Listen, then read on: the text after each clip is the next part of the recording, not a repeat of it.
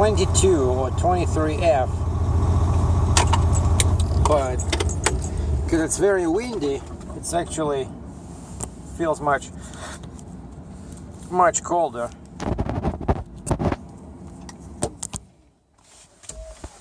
Howdy. Time for a quick update.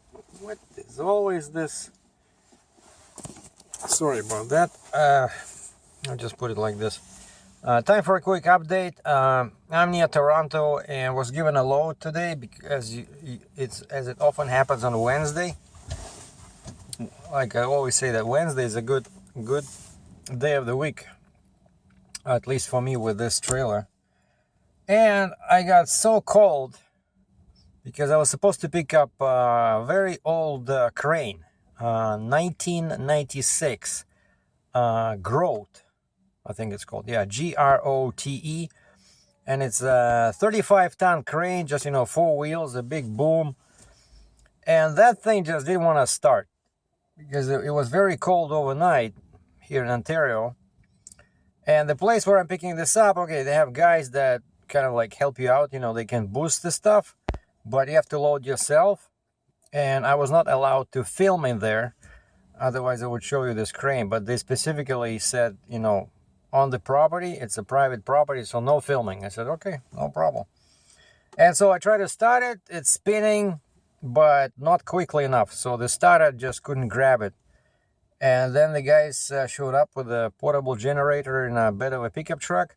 They boosted it. The thing was running fine. I see the temperatures going up. The gauges are good. And then just before they disconnected the battery, the cables from the battery, and they were getting ready to leave.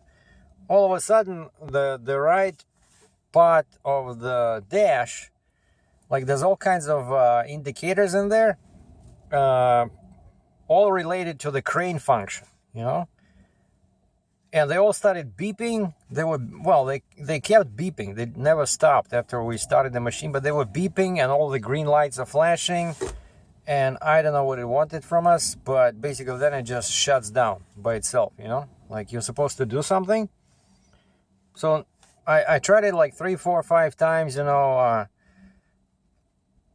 the guys looked at me and they said, well, we don't have a mechanic here, right? They're like, there's nothing wrong with the battery now, it's something with the machine. And I said, well, I'm not familiar with this crane. And so we called the customer. So while I was waiting there, I tried a few more times, and actually it became worse because the machine would just, like, there was no power on the switch, on the ignition lock. And then the guys came back because we called them, see if they can, do maybe something more. And the guy says, yeah, now I see that the ignition, like, it basically nothing happens, even with the master switch on, everything the way it should be. And then he managed to start it because he was playing with the ignition key. He managed to start it, and then it was just 10 seconds and it goes off, Sorry, and then you can hear how, like, another 5 seconds and it starts beeping, like the power comes back. So something either with the ground or the battery or just the wiring is too old, it's, and it's so cold outside, like, so we need a mechanic. So if any of you guys, now is the time to post a solid comment. If any of you are familiar with Grote cranes, just let me know what I can do, because there was a little arrow there that showed the angle, and I think that's what I didn't like. Like the needle of that thing was a little bit to the left, saying that the machine is kind of like,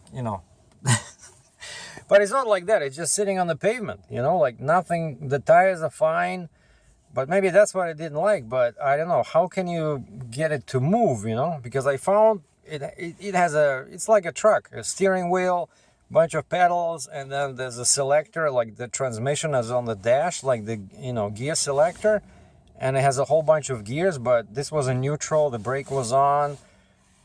I don't know, we tried everything, I tried to close the door. I tried to lower this. There's a control thing over here, like on an excavator. I tried to lower that one. I tried to find a seat belt. Failed. But it's like 20 years old machine, And so my orders were stay close to the shipper, find a place to park for the night. And what I did, I found Mr. Lube, but the doors are too low. No, it's a Walmart. So I always recommend to everybody, do not just park and hope for the best. I always go inside and I ask them. And I go to customer service and I say, can you please ask your manager if it's okay? And I try to park like far away from everybody. Like you see, that's the entrance for trucks. Like these people are here to change oil, I think, or maybe these are like cars of Walmart employees. But I'm off to the side, so over there is the field, right? I'm not blocking everybody. Like there's a stop sign over there, so that means that you can still use that one as an exit, So beautiful. And so yeah, she talked to the boss, and I said I'm staying in the truck. I'm leaving first thing in the morning. It's not like I'm leaving the truck and blocking everybody. So if something happens where you need me to move the truck, I'll move it. I'll be inside. Just knock on the door. And they said okay.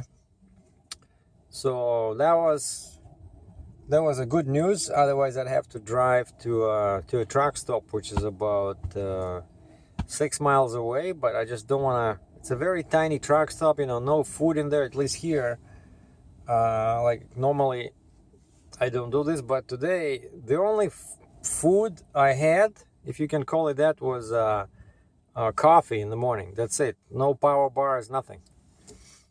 So from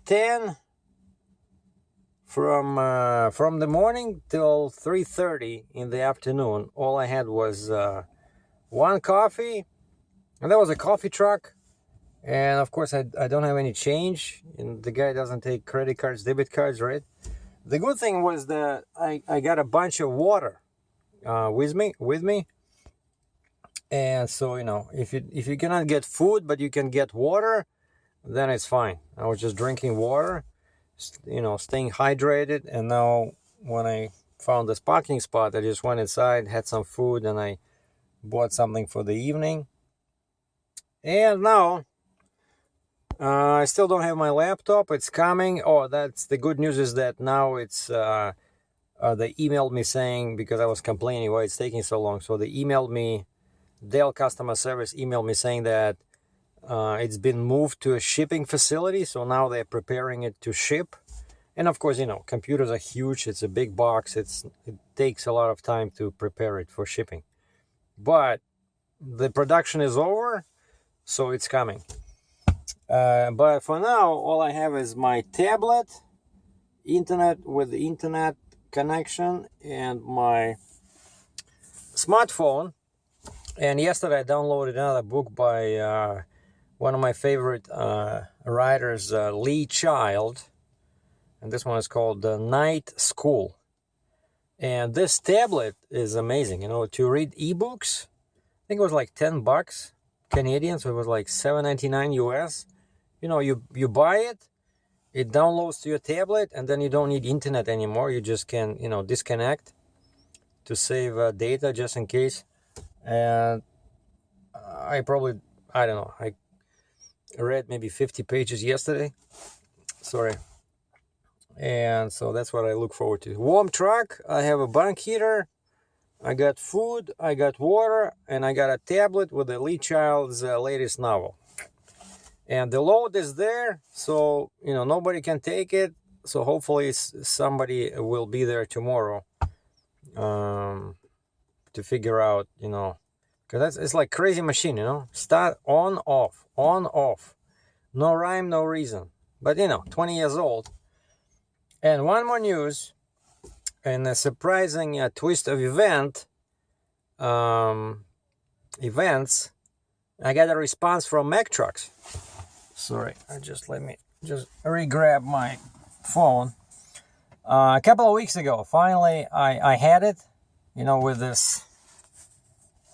I'm turning the key. You ready?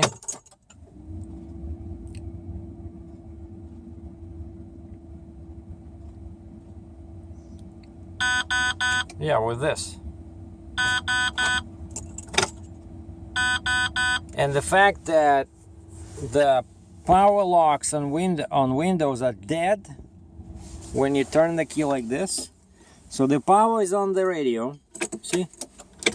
But for me to lower or raise Windows, I have to turn it on. Exactly. And I have to listen to this. And then, of course, that windshield washer alarm I mentioned before, it's the same sound. Basically, like, I think whoever designed this, I don't know, they were probably hard of hearing, you know? Like, honestly, because the level is just too high. And so finally I decided to do something about this, since the dealer told me that it cannot be turned off. And so I went to mactrucks.com and found the customer service link and found contact us. And guess what? I initiated the contact.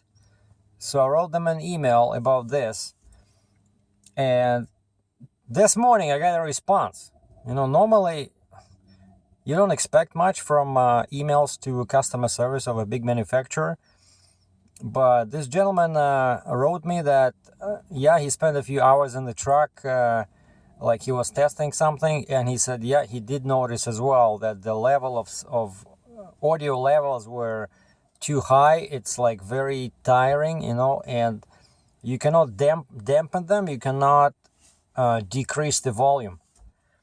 And so he said that he passed this information to the engineering team and to the somebody who deals with basically with truckers, I think. So maybe now they'll have a chance to look at it. Oh, and I asked him, I said, please have the engineering look into this and develop kind of like a patch for my computer and send it to my dealer so that they can install it, because, you know, it's all electronics, right? All I need is just, I want to turn off the sound in this god dog diagnostic system. Like, I can see the messages. I'm not blind. Otherwise, I wouldn't get the license, right? So I can read on the screen. I don't need this beeping. And so I said, yeah, just do an update for the ECM, you know, for the computer, send it over, and like do kind of like a recall, right? And I'll ask the dealer to install it, and that's it. Or I said, if you don't do this, I will never buy another Mac again, you know? So if they do this, so maybe there's a chance, maybe there's a Mac Titan in my future. Well, until tomorrow, hopefully tomorrow I'll show you my 1996 Growth auto crane. I'm Sergey Drachev. Be safe.